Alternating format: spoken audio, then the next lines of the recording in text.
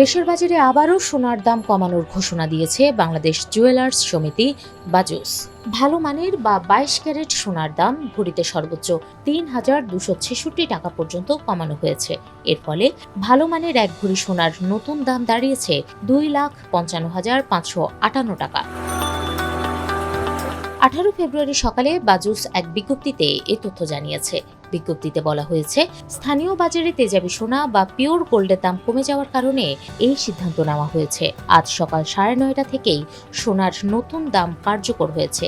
এর আগে গত মঙ্গলবার পর্যন্ত 22 ক্যারেট সোনার দাম ছিল 2,58,000 টাকা।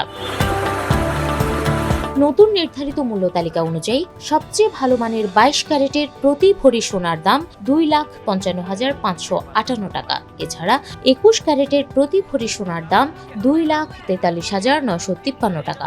18 ক্যারেটের প্রতি ভরি 2,09,077 টাকা এবং সনাতন পদ্ধতির প্রতি ভরি সোনার দাম 1,71,111 টাকা নির্ধারণ করা হয়েছে। সোনার দাম কমলেও রূপার দাম অপরিবর্তিত রাখা হয়েছে।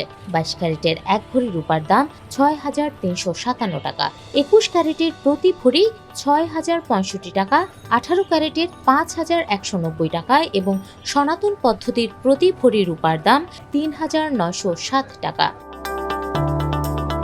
এদিকে আন্তর্জাতিক বাজারেও সোনার দাম নিম্নমুখী প্রবণতায় রয়েছে।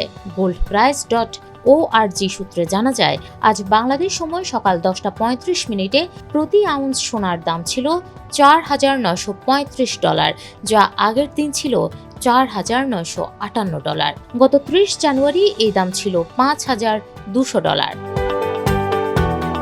উল্লেখ্য, গত মাসের শেষের দিকে বিশ্ববাজারে সোনার দাম লাফিয়ে বাড়ার কারণে 29 জানুয়ারি দেশের বাজারে এক লাফে ভরিতে 16,213 টাকা বাড়িয়েছিল বাজুস। তখন ভালো মানের এক ভরি সোনার দাম দাঁড়িয়েছিল রেকর্ড 2,86,000 টাকায়।